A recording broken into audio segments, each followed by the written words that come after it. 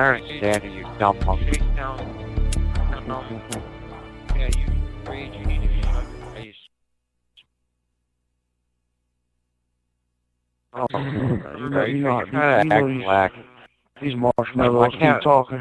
These sperm cells keep talking. Yo, sperm. You know, it truly sickens me that cyber racism is still a relevant issue in today's society. It truly does.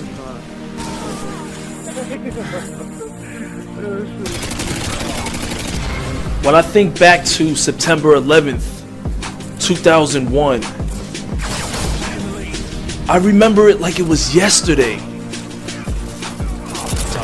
I was right out of basic training, fresh out of tech school, and I was en route to my first base.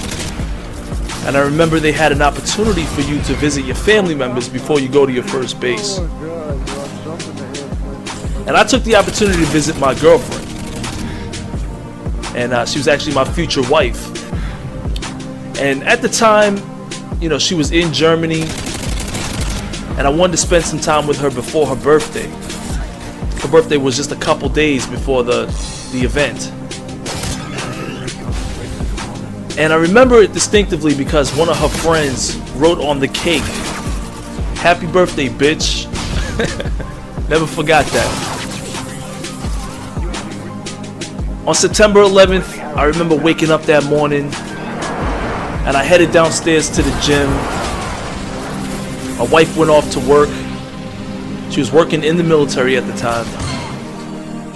And I went down to the gym to work out, and I played a little basketball that morning.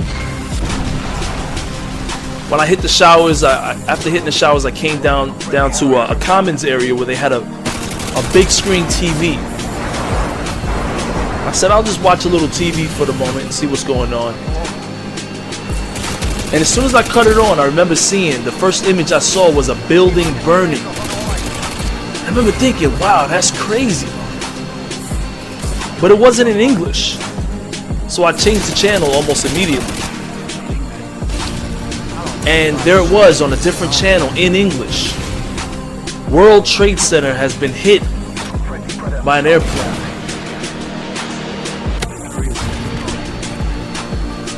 And I remember thinking, wow, these are the Twin Towers of New York City. A place that when I was 11 years old, my father took me to. I remember going inside the building and getting a chance to look out the side of the windows on one of the top floors and marveling at the city around me. And there it is, burning for everybody to see. Couldn't believe it, man. And so the entire time in my disbelief of what was going on, I remember the most important part of it was that the reporters were saying this could be an act of terrorism. Immediately my mind flashed back to the time when my recruiter actually told me, he said, we haven't had a war since the Gulf War. I guess that was, you know, part of the incentive to joining the military was that we're not going to go to war.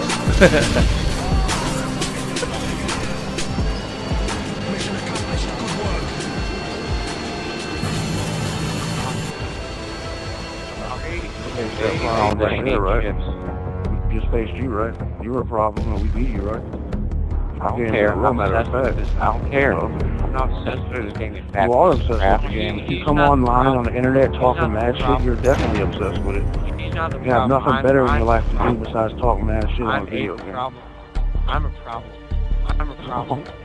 Just so far that I can't even hear what the fuck you're saying. And so I'm sitting there watching this entire event on the television, and I'm just in disbelief, total disbelief that one of New York's biggest trademarks is on fire and a plane hit it. And as I'm watching this report, I'm staring at the screen and I see a dark figure. and flying right at the building. Boom! I watched, literally witnessed the second plane crash into the building. Into the second building. And I remember standing up immediately screaming, "Oh no! What just happened?" And you have to understand, I'm a New Yorker. And this is something that hurt me internally. And as an American, this hurt America internally. I remember the lady saying, and the reporter saying at this point, terrorists have attacked New York City. And that wasn't the only thing that was happening. Because within this time that I was watching the buildings being struck, the Pentagon was hit. And shortly after that, if you fast forward time, as a group of us were now staring at the TV, and some of us had tears in our eyes. One of the most shocking events or shocking things that I have ever seen on national television. I saw people come out of their windows, in the burning building, above the fire, and they jumped out of the windows. See, these people would rather fall to their death hundreds of feet than stay in a burning building. And the thoughts that was going on in their minds, I can't even fathom. And see, some of you guys were like 5, 6 years old 10 years ago. Maybe some of y'all were 10 or 11 years old. And you really don't understand or truly remember what was actually going on. But I can assure you that the entire world was in disarray at this point. I remember the base, everybody was suiting up, people were putting on their BDUs. We call those battle dress uniforms. You guys might know them as army clothes. But I remember I didn't really have a base. I didn't have a country at the time. It felt like I was out of place. But there was one thought in my mind, and that thought was, I'm ready. I'm ready for war.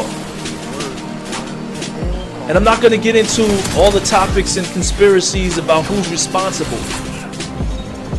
I knew one thing, is that I was proud to be an American at that point. And I was glad to have an M16 in my hands. It's your boy Shake. Never forget it.